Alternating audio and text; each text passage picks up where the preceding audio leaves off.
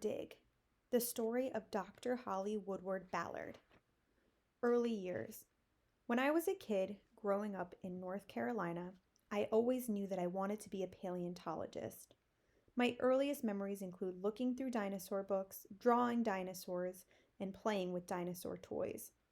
I went to college to pursue my dream. I studied geology, which is the study of rocks, and biology, which is the study of living things.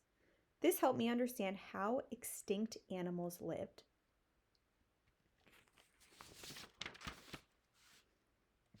Dr. Horner and the Maiasaura.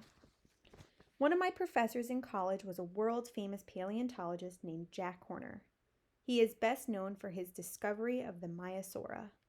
Maiasaura means good mother lizard. In Montana in the 1970s, Dr. Horner made an unusual discovery.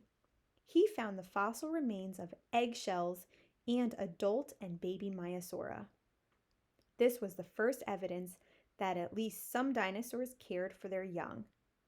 Dr. Horner's discovery helped people start thinking of dinosaurs as active, bird-like animals instead of sluggish reptiles.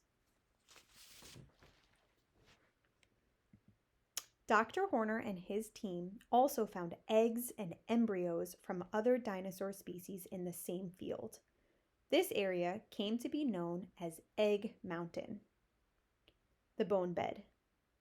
A few summers later, Dr. Horner and his crew found a gigantic field full of bones called a bone bed.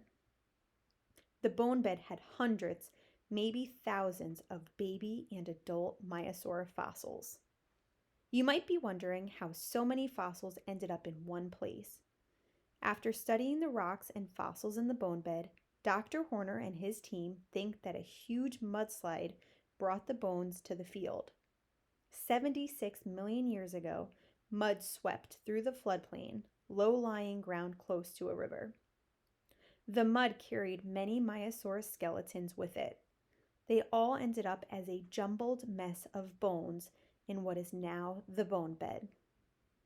Dr. Horner suggested that I gather the fossils from the bone bed to learn more about the Maiasaura. So I collected many of the Maiasaura bones and examined them in a lab.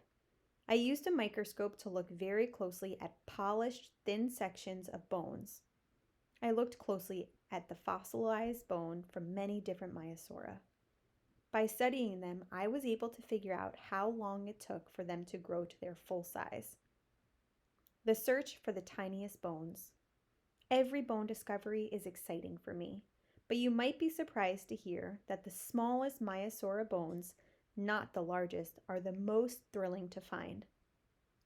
This is because we still know very little about how dinosaurs grew up from tiny hatchlings into adults. So the tiniest bones can give us the most important clues. On my latest dig at the Brandfold Quarry in the Egg Mountain area, I was on the hunt for baby bones. But there were so many bones in the quarry. How would I find a tiny bone in the piles of large and broken bones? I wasn't sure that my search would be successful. The area where my crew and I were digging is surrounded by hilly grassland. The grass is normally a deep green, but it was beginning to turn golden yellow from the summer sun and heat. We could see the jagged Rocky Mountains to the west. The Brandfold Quarry is about 64 square meters. A crew that had been there before us had already removed about 15 feet of rock. This exposed the fossil layer. At first, we needed to remove the sediment on top so we could get to more of the bones. We used shovels and pickaxes to scrape off the sediment, and then we loaded the dirt and rock into a wheelbarrow and removed it from the site. Sometimes the rock was so hard we even had to use a jackhammer.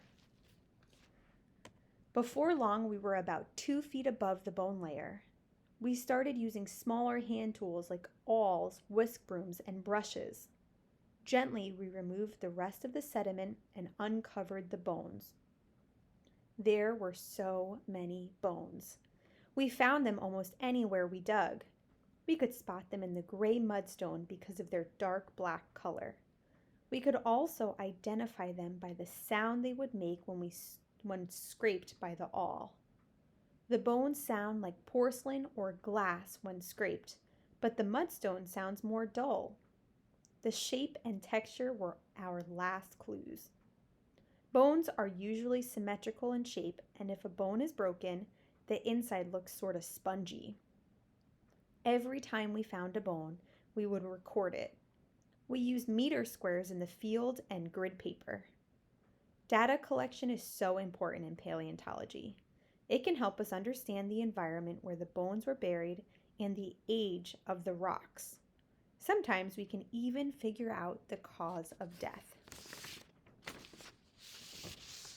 It was nearing the end of our time at Brandville Quarry. We had found so many bones, but I was beginning to think we wouldn't find any tiny ones. But then, on one of the last days, a tiny black line caught my eye. I carefully removed pieces of mudstone from around the bone. Then I gently brushed the bone surface, applying a special glue to the bone as I went.